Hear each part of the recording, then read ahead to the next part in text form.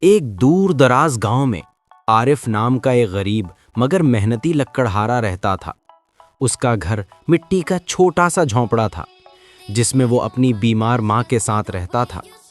روزانہ فجر کے بعد وہ کاندھے پر کلہاڑی لٹکائے جنگل کی طرف نکل جاتا اور لکڑیاں کاٹ کر بیچتا تاکہ اپنی ماں کے لیے دوا اور کھانا خرید سکے۔ جنگل بہت بڑا، دلکش اور حیرتوں سے بھرا ہوا تھا۔ اونچے درخت، کیچڑ سے بھری پگڈنڈیاں، پرندوں کی آوازیں اور ٹھنڈی ہوا اس کی تھکن کم کر دیتی تھیں، لیکن سب سے زیادہ وہ جنگل کی خاموشی سے پیار کرتا تھا۔ ایک دن عارف جنگل کے اس حصے میں پہنچا جہاں وہ پہلے کبھی نہیں گیا تھا۔ وہاں ایک چھوٹا سا چمکتا ہوا جھیل تھا جس کا پانی بالکل شفاف تھا۔ وہ حیرت سے مسکرایا۔ کتنا خوبصورت مقام ہے، وہ خود سے بولا۔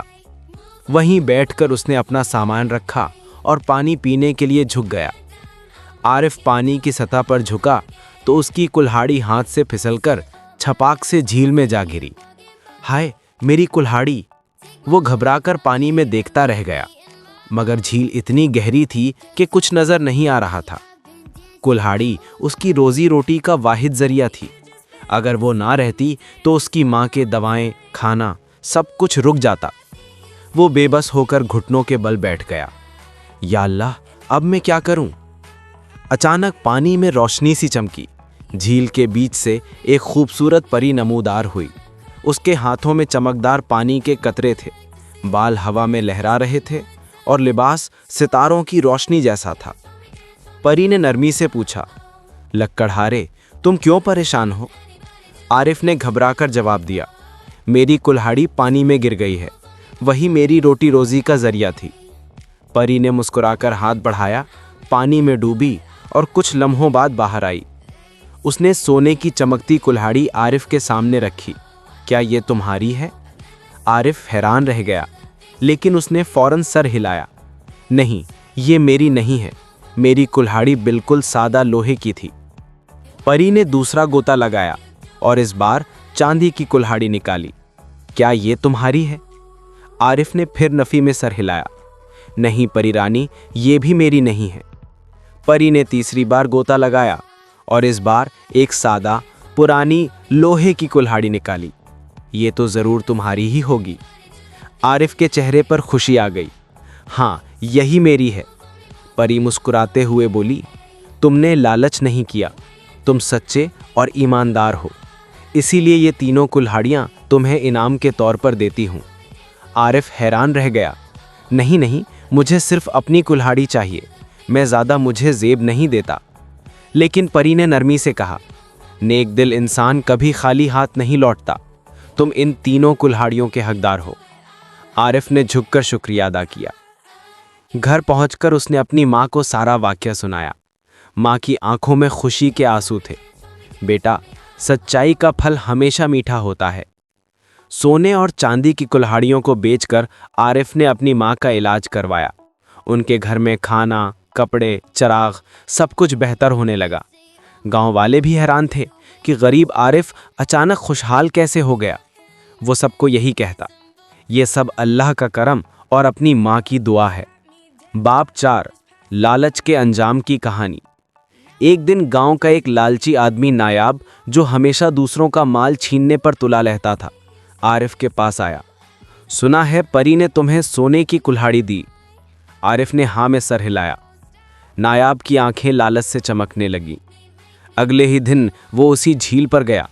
اس نے اپنی کلہاڑی پانی میں جان بوجھ کر پھینکی اور چیخنے لگا، ہائے میری قیمتی کلہاڑی!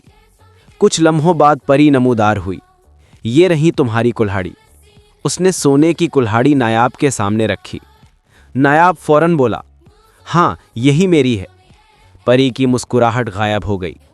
اس نے کلہاڑی واپس پانی میں پھینک دی اور سخت لہجے میں بولی، جھوٹ بولنے والے انسان کو میں کچھ نہیں دیتی۔ ایک چمک ہوئی اور پری غائب ہو گئی۔ نایاب کا چہرہ اتر گیا۔ اوہ، میں نے اپنی اصل کلہاڑی بھی کھو دی۔ وہ خالی ہاتھ، شرمندہ، مایوسی میں گھر واپس لوٹ گیا۔ باب 5، پری کا راز اور لکڑہارے کی آخری آزمائش۔